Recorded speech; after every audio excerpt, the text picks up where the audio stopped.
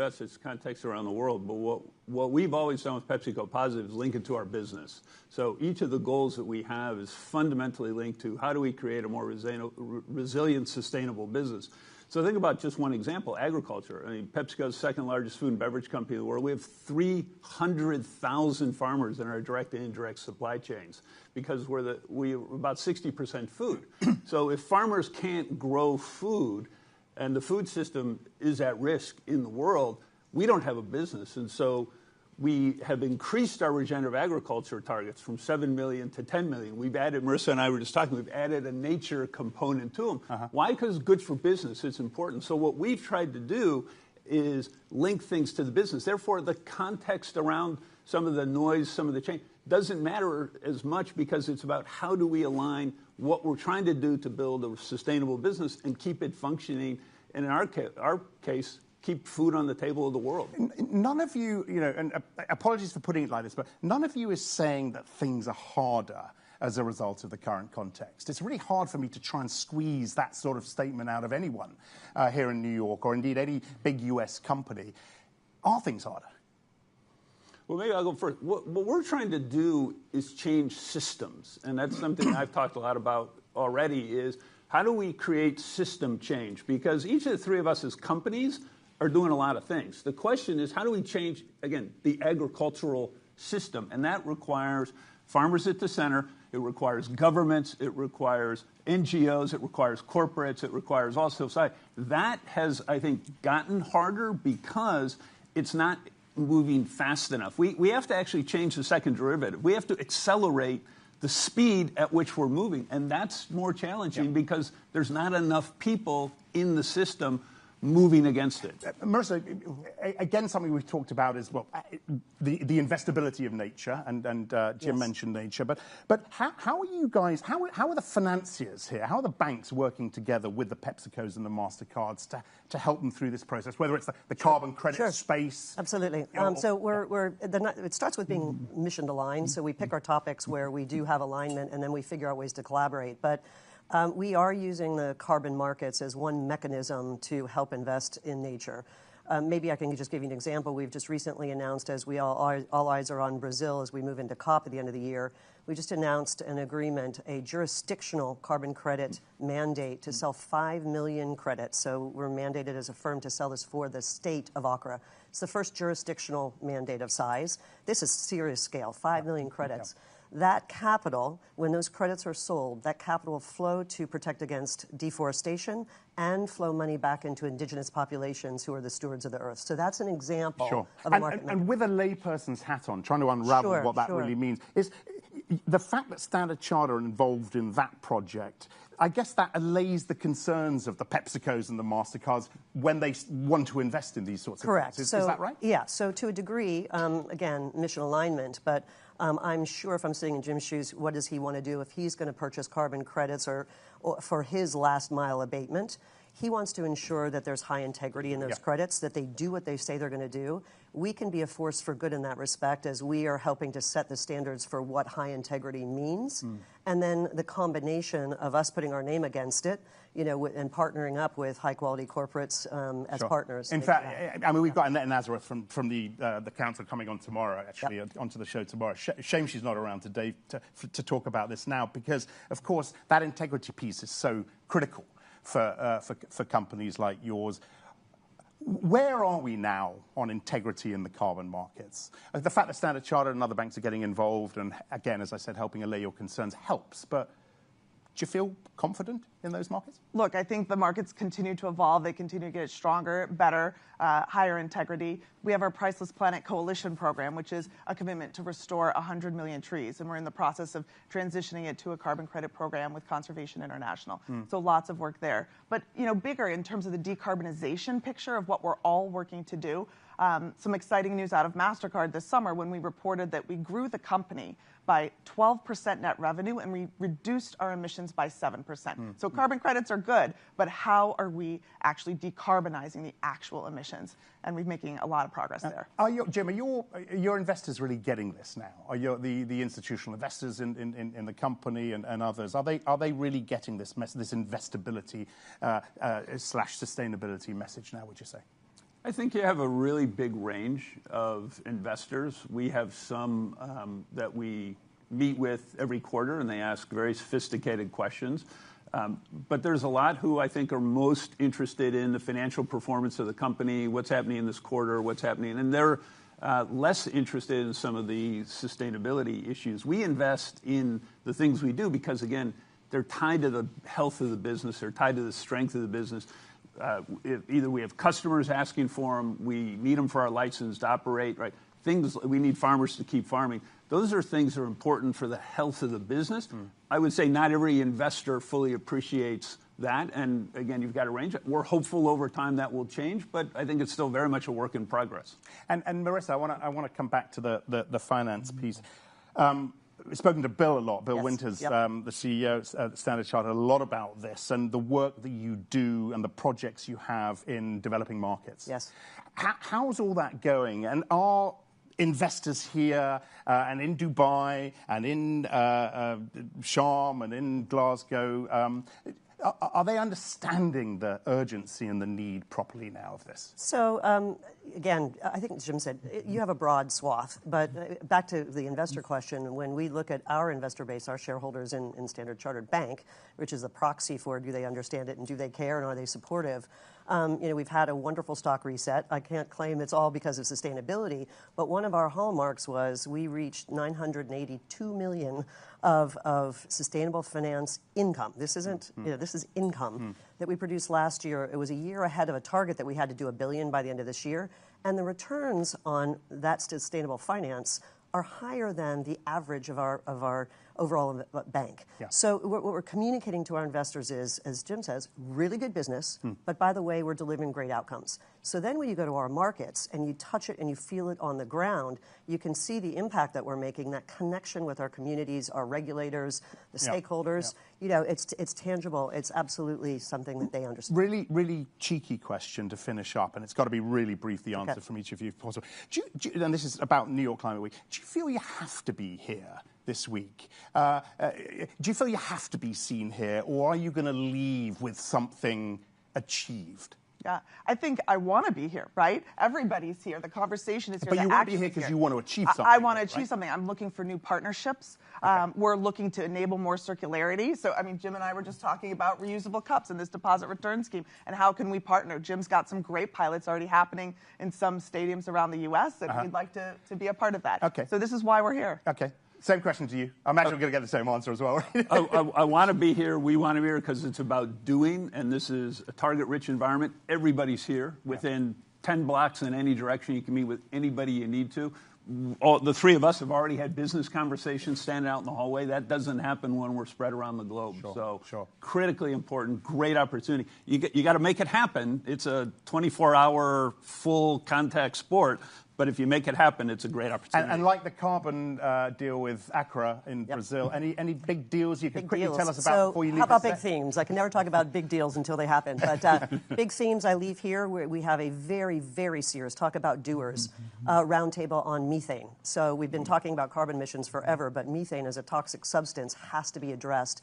And the people who are going to be in the room at this roundtable range from big oil all the way through to, what I would call the sort of midstream players, all figuring out how do we set some standards and sign on to partnerships and pledges. And on the financing side, we can actually say that this is good business to capture all of that's going in the atmosphere. And actually, by doing that, you save the company's money. So that's just one example. Another big topic is adaptation finance. We got to get this on the stage as the effects of climate change are hitting. We need private capital to flow, and we're crowding in so many people on that topic, too. So these are the sorts of things that we're rolling up our sleeves getting into. Well, look, I wish you the best of luck. We'll be watching. And hopefully see you all in Brazil as well. All right. So to Ellen, to Jim and Marissa, thank you very much indeed for coming in. Hope you have a fruitful week this week. Right, plenty to come. She's covered climate change from the streets of New Delhi to the shores of the Caribbean. Katy Daigle is Reuters climate editor. She cuts through greenwashing, decodes policy, spotlights the stories that matter most. Also coming up, the most influential European voice on climate change and two climate leaders optimistic about what's to come despite the headwinds. All of that is coming up.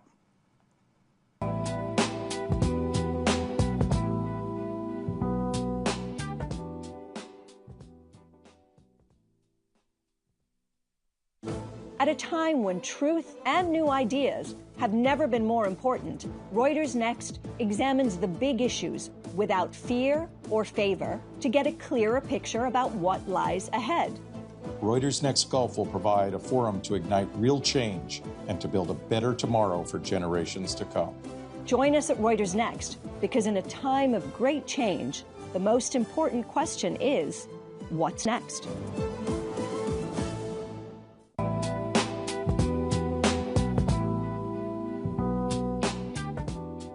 Welcome back, everyone. Katy Daigle is our environment and our climate editor and joins me for Katy's Corner. You've got your own patch here, Katy, which is very exciting.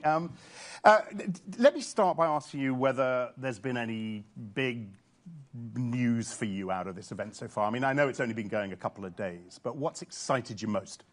What's interesting this year so far is the messaging is very positive. I mean, the guests you've had today have been talking about the energy transition underway, including decarbonization.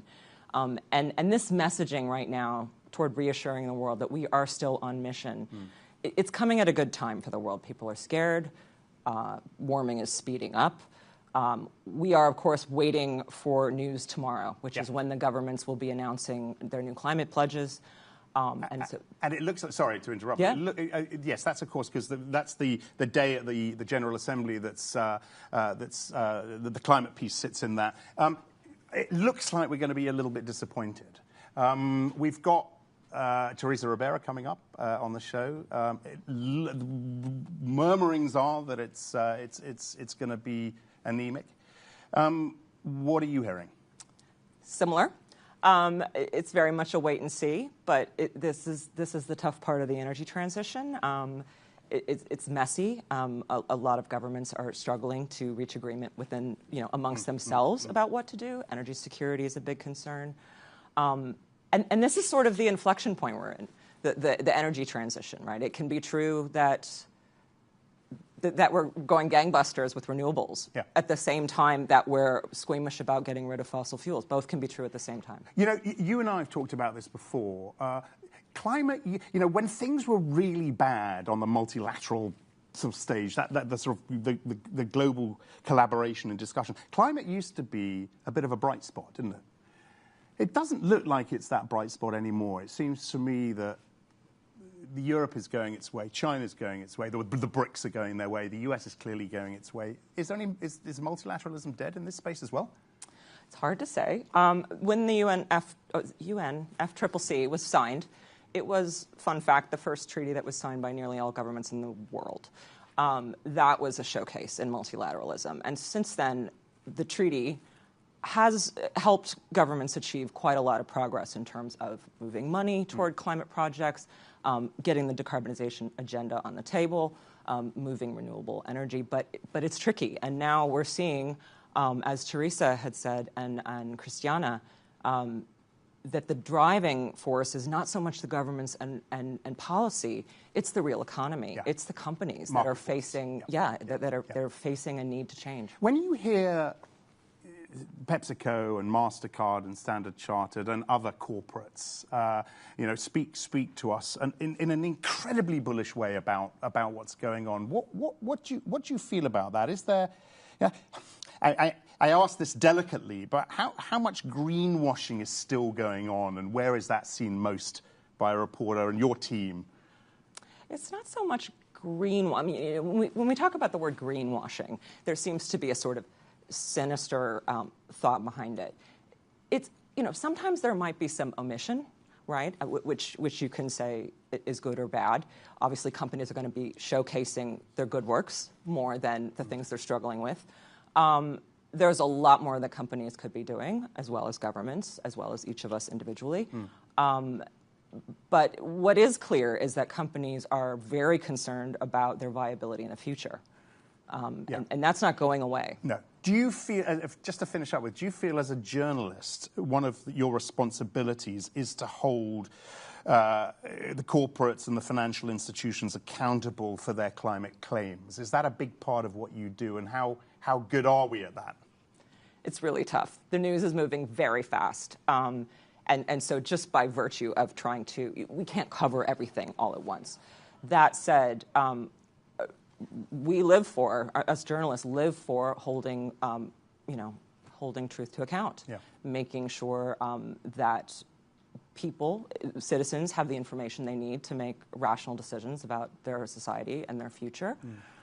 Where we start to run into trouble is when we're looked at for offering the prescription, right? Is it our role to advise people on what they should do with their investment? Is it our role to say this is a good policy or bad? And that's where there's a sort of a range of feelings. There's a lot more activism in some areas of journalism. Other areas want to play it, straight down the line. Or it is just very, very much straight down the line. We want to hold a mirror up to the world and really help everyone kind of see what's coming. Well, look, Katy, it's been great. I'm really excited. I know you've got to rush off and you've got lots to do, but I am really excited. You're going to come back onto the show, maybe later today, hopefully tomorrow. I want to find out who you've been talking to, what we should be watching. But, Katy, thank you very much indeed. Right, coming up in just a moment, one of Europe's most influential voices on climate and energy. From the Green Deal to energy security, what is next for Europe's climate ambitions? And can Europe and other countries stand by their bold emissions-cutting promises in time for COP30 in Brazil? First, though, back quickly to Christiana Figueras. We've talked a lot about her already today. I asked her how important big proclamations will be at this COP. We are now to the point where we don't necessarily need big international agreements coming out of the COPs. This is a COP where you will not see one big result negotiated among national governments. We're now moving from that which we are used to an implementation phase that is going to be very evident at COP30, which is no longer one big result, but rather a multiplicity of solution spaces, coalitions, efforts of many different stakeholders working together that are proof points of the fact that we are moving forward in the decarbonization of the global economy. A very different dynamic for COPs, this COP and further COPs. To talk about that and to talk about plenty more is Teresa Ribera, Executive Vice President of the European Commission for a clean, just and competitive transition, and of course a driving force behind the European Green Deal. Very nice to see you. Thank you so much for coming on to our show here at Reuters.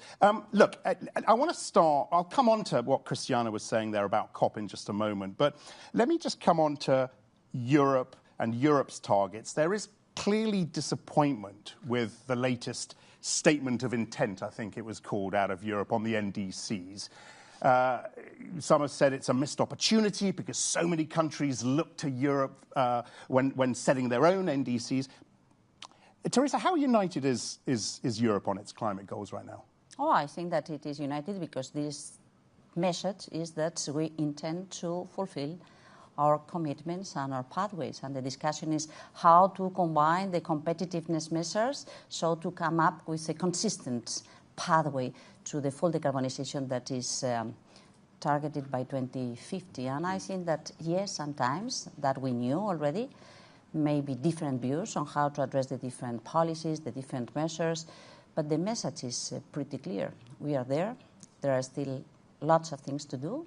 But the commitments and the expectations towards Belém remain untouchable. So you don't sense any rowing back on commitment among members in Europe? Well, I sense that there are some political families stating, as it is the case here in the United States, that climate can wait for us. Yeah. And I'm convinced that this is such a big mistake. But not only for climate reasons, of course, it is a big mistake. Yeah. Not only for social reasons, of course, it impacts people. For economic reasons, it's just madness. It's committing suicide. But you just put Europe in the same sort of breath as the US in this space. A few years ago, we were proudly holding up Europe and China and the BRICS as the trendsetters and the pace setters. Do you not feel like that anymore? Yes, I think that we can feel this way, of course. We have those things that allow us to say that we are very well positioned to overdo in our targets by 2030.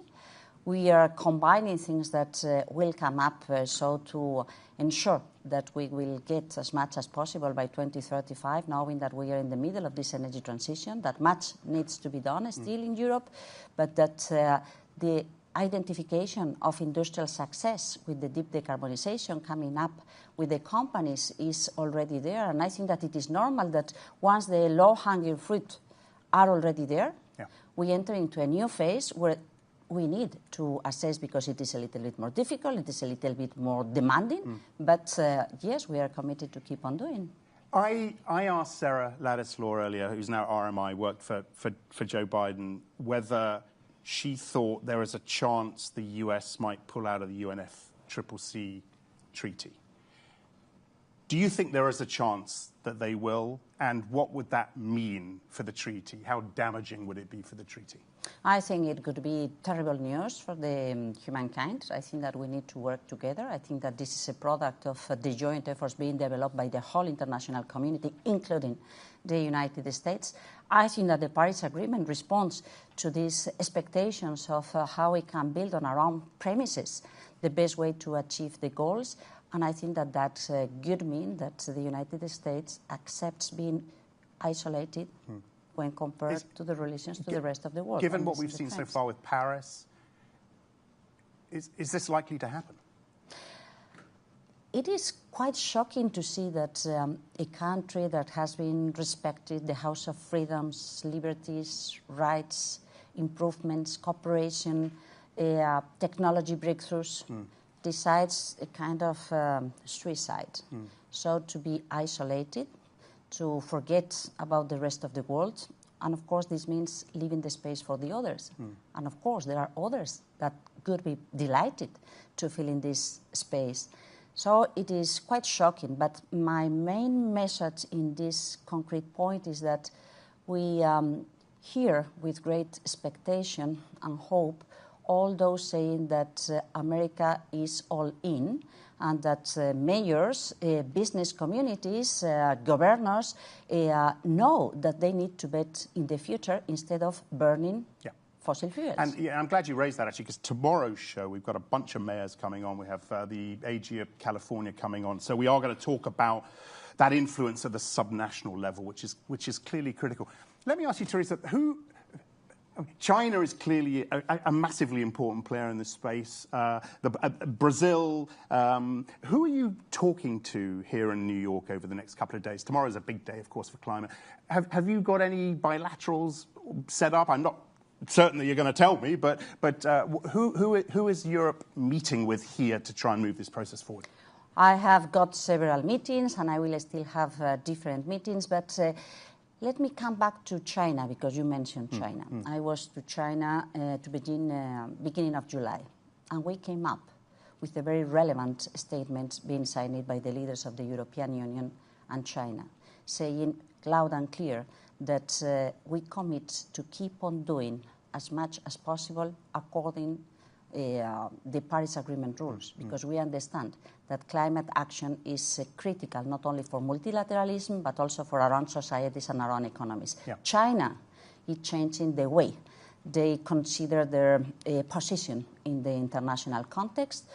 We consider that we cannot rely on something that we do not produce as fossil fuels. So I think that this shows to what extent, if we manage to remain united, well, a pity that a big country as the United States decides to leave, but the rest will keep on doing.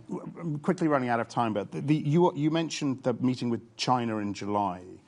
How harmonious are those discussions? Because we talk about multilateralism, and it used to be the bright spot in this climate space, and we wonder now whether it still is, and that there is a lot of falling out happening. How is the collaboration with China, with Brazil, with the others?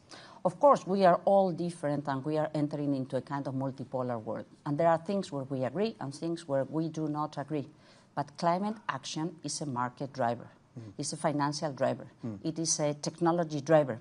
And we all agree that it is also a driver for peace or war, for suffer or prosperity. And there we can find ourselves in the same place. And just very quickly, Europe's NDCs will be laid out by the time COP happens, yes? I hope so. I think sorry. No, go ahead. I think that it will be solved in the coming weeks. So I think that we will be in a position to be taken into consideration. Well, I look forward to speaking to you in Belém about that. Teresa, thank you very much. And I know you were part of the opening ceremony yesterday, and I'm just going to throw to a few other bits and pieces at the opening ceremony. Lots of voices, actors, politicians, Mr. Steele, of course, of the UNFCCC. This is what they had to say. The public's already there. But it's a fear of this paradigm that we're living in, where we have a president who's denying climate change, and we have a fossil fuel industry that's just completely gone off the rails with lies and throwing money at this issue and fear. But if there's nothing else that this moment requires from any of us, is to drop our fear and to speak up and speak about what we know is true. My most important message today is don't believe the doomsters and the gloomsters and the naysayers who say the world is somehow moving away from climate action and clean energy. It's not the case. The complexities of getting them to agree based on a consensus-based process is difficult, but it is delivering. What COP30 presents us with an opportunity to do is, first of all, removing this preconception that every COP must deliver everything. I think those are expectations that we set that aren't the most helpful.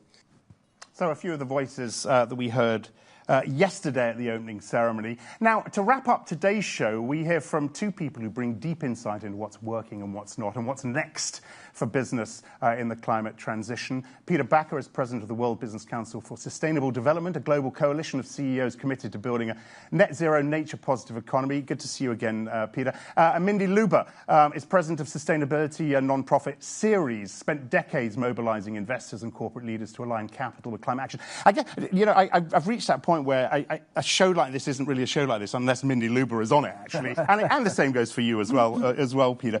And look, I read your Forbes piece recently, and I've seen a piece you did, I think, for Reuters. You're both surprisingly optimistic. Is this you try to keep a straight backbone despite all the headwinds being thrown at you? There's no question. Let's start with it is a more difficult time than it was last year or the year before that. That said, what I am seeing every single day in the private sector is good news. No, they don't want to raise their hand and do big public campaigns. There's some pressure on private sector leaders. But in fact, behind closed doors within their corporations, they are staying the course. They are setting goals and meeting those goals. Many are supporting policy. We're seeing a rise in renewable energy, unlike anything else. And so the fundamentals are still there. When Morgan Stanley or PwC poll their members, 90% say they are staying in sustainability. They're going to continue putting resources into it. In fact, they think they'll put more in next year. So I don't want to be fooled that all the negative news is really what's happening. There is negative news, but there's much positive. Okay, so the business case has never been stronger, I guess, is the message from both of you. And we see that. There is a lot of evidence, and we hear that from all the corporates. Let's talk about the policy bit, though. And Peter, investment is flowing into countries and sectors offering, I guess, the right mix of enabling conditions. Yep. Is that list of countries getting shorter and shorter? And where would you put? We just heard from Teresa at the Commission at the Europe. Are you worried about what's happening in Europe? Well, I think Europe needs to sort itself out. Europe has two conversations going. One is the competitiveness conversation, and the other is around the Green Deal and what to do with that. I think what is missing in that conversation is what is the link between those two. Because if you go to India, if you go to Southeast Asia, China, the whole conversation is if we want to make our economy competitive, we need to drive sustainability. We need to drive to net zero. So I always say, the world is a whole lot bigger than the USA. Europe needs to sort itself out, but Asia is at this point in time the driver for change. Yeah. Are you worried about Europe as well? I mean, yes, we mentioned China, yes, we mentioned India, yes, we mentioned Brazil, the BRICS in general, ahead of Belém in Brazil, of course. But are you worried about what's going on in Europe? There's no question there's a little more tentativeness than we would like to see. On the other hand, the understanding within Europe of citizens, of voters, of policymakers, of the gravity of climate change and the need to address it, nobody's debating that. And so I believe that it will land in the right place. And even in the United States, and yes, we all read the headlines, and it is true, there's so much being pulled back at the federal level. A week ago in California, we stood with the governor and with legislatures in passing the cap and invest law, extending laws. So there is still work to be done at the states, and we'll be there to do it. I'm glad you mentioned California. We have Rob Bonta coming on tomorrow morning. And I think one of the questions we will be asking is, clearly there's a massive impetus there, but just how are you banging your head against a closed door, given the fact that when it comes to legislation, anything is going to really be overturned at the end of the day? Well, we are learning that everything gets litigated in the United States now. Laws pass, lawsuits are filed. It seems to be the way of the world. But many of those lawsuits are prevailing. So the big issues at the federal level, they cannot be denied. And I do believe that companies and investors are concerned about losing tax credits, about losing the EPA's authority to regulate climate change. They have spent 20 years, if not more, retooling, getting ready to deal with the world of climate change and the regulations that deal with it.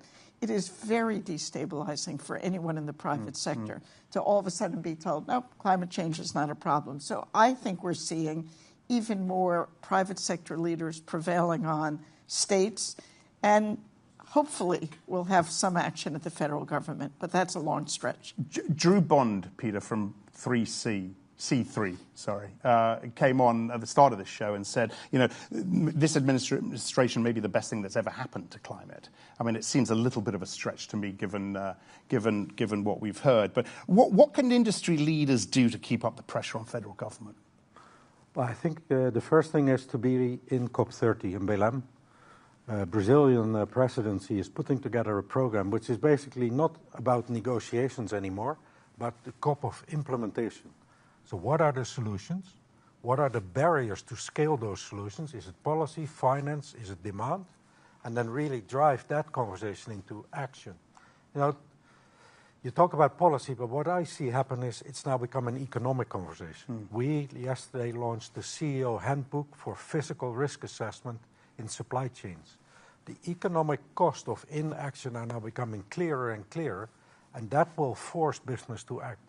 But if we can get an implementation conversation in Brazil, then it will be. And the thing that government needs to do is stimulate demand for the solutions.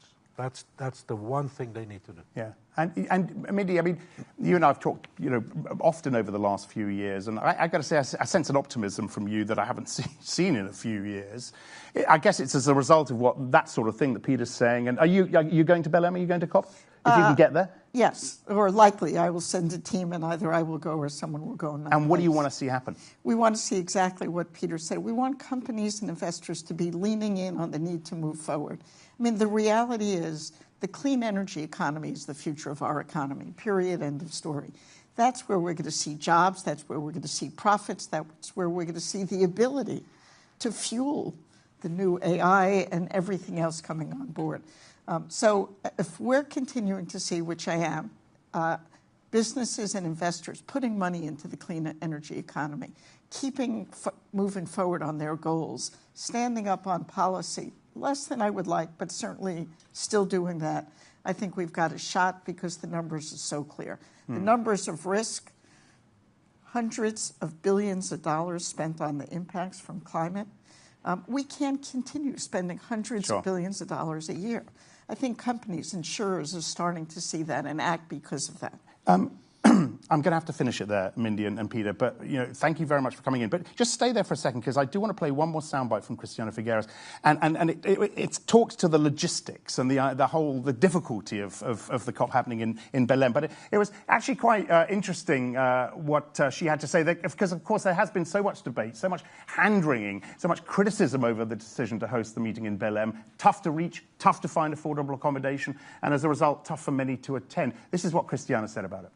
It's a tough location. It is an important symbolic location to be in the Amazon. Let us remember the importance of the Amazon to our global environmental stability. So they have chosen to locate this for symbolic reasons, very important symbolic reasons, in Belém. That does mean that the logistics are difficult, challenging. They are working on those challenges, and they have definitely improved in many different respects with regard to accommodation and prices, and they are continuing to do so. But one has to ask, what is more important? Is it about ease of logistics, or is it about sending the right messages? So I'm going to leave everyone with that question.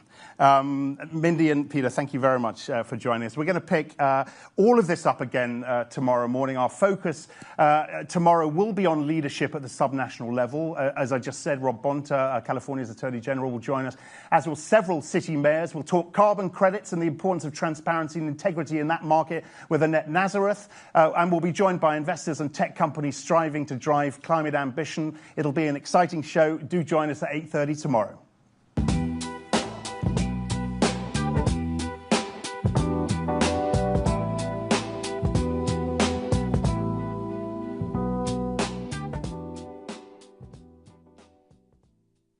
Good job, guys.